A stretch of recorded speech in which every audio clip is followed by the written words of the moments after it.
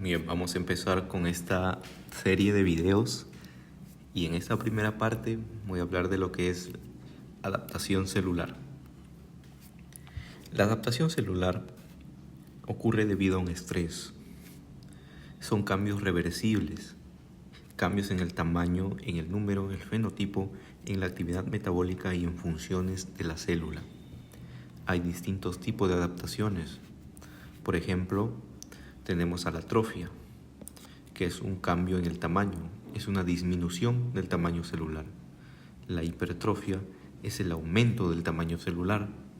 La metaplasia es un cambio en el fenotipo, es decir, un cambio de tipo celular, cambio en su forma o en su aspecto.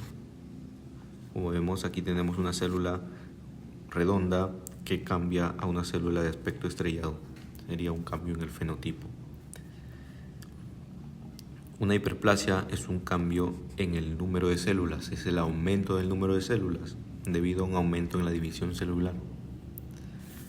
Vamos a empezar a hablar de lo que es la hipertrofia y en este caso podemos decir que al haber un aumento del tamaño de las células, esto conlleva un aumento del tamaño del órgano y hay que tenerlo en cuenta porque la hiperplasia también genera un aumento de tamaño de órgano.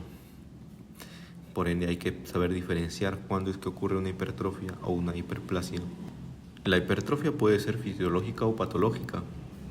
La fisiológica responde a una mayor demanda funcional, una mayor carga de trabajo. Como ejemplo clásico tenemos al ejercicio, en el que debido a una mayor carga de trabajo, nuestros músculos crecen en tamaño. También puede haber una estimulación por hormonas o una estimulación por factores de crecimiento. Como ejemplo clásico también tenemos la hipertrofia uterina durante la gestación. Aquí al lado derecho un útero normal y la gran diferencia que hay con un útero durante la gestación, ¿no? La hipertrofia patológica es cuando la hipertrofia, más que generar un beneficio, va a perjudicar y entorpecer el buen funcionamiento de un órgano. Por ejemplo, lo que ocurre en el corazón. El corazón no tiene, sus miocardiocitos tienen capacidad de hipertrofiarse, más no de hacer una hiperplasia, porque estos no tienen capacidad de división. En el corazón normal, aquí a la izquierda, todos sabemos que el ventrículo izquierdo tiene cierta capacidad, pero cuando ocurre una hipertrofia del músculo cardíaco, se engrosan las paredes, por ende estrechan el ventrículo izquierdo y reducen su capacidad, por ende baja el volumen sistólico, baja el gasto cardíaco y eso es perjudicial. La hiperplasia, que es el aumento del número de células, solo va a ocurrir, como lo mencioné anteriormente, en tejidos u órganos que contienen células capaces de dividirse. Un ejemplo claro es el hígado, ¿no? Y también el aumento del número de células aumenta el tamaño del órgano o tejido.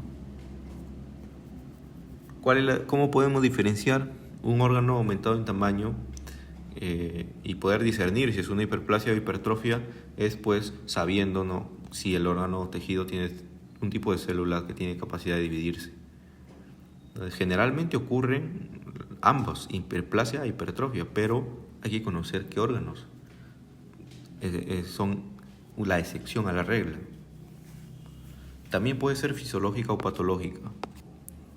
La fisiológica, al igual que la hipertrofia, también responde a una mayor demanda funcional, a estimulación hormonal, estimulación por factores de crecimiento. Bajo este contexto se va a producir una hiperplasia, por ejemplo, una proliferación de epitelio glandular de la mama femenina en pubertad y gestación, que son etapas por las que pasa una mujer, ¿no? También hay otro contexto en el que puede ocurrir una hiperplasia, en la necesidad por reparar un daño o resección, ¿no?, como ocurre en una donación de hígado, en la que el donante tiene capacidad de regenerar su hígado. La hiperplasia patológica ocurre y aparece cuando todos estos factores se descontrolan. Hay una estimulación excesiva o inapropiada de las hormonas o factores de crecimiento. Eso conlleva ciertas patologías, ¿no?, como la hiperplasia prostática benigna o la hiperplasia de glándulas endometriales. Hay que tener en cuenta que la hiperplasia patológica no es igual a cáncer, puesto que estamos hablando de que la hiperplasia es una adaptación, es algo totalmente reversible. Y como sabemos, el cáncer es más complejo. Luego tenemos la metaplasia, que va a ser el reemplazo de un tipo de célula sensible a un estrés por otro tipo de célula más resistente y más capaz de soportar este estrés. Generalmente el estrés que causa la metaplasia es progresivo, es crónico, por ejemplo, y ocurre en enfermedades crónicas, como por ejemplo el EPOC. Hay que tener en cuenta que la persistencia del estrés que ocasiona la metaplasia puede conllevar a cáncer. Y hay dos tipos de metaplasia, epitelial o mesenquimatosa.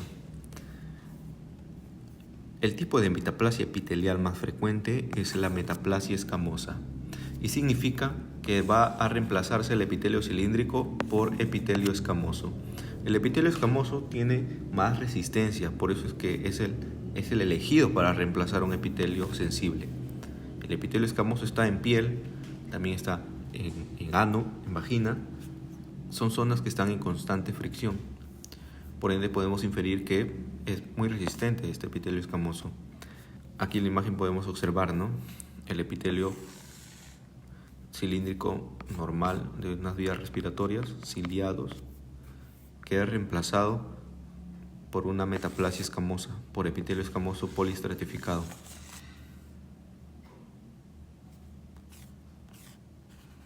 Bien.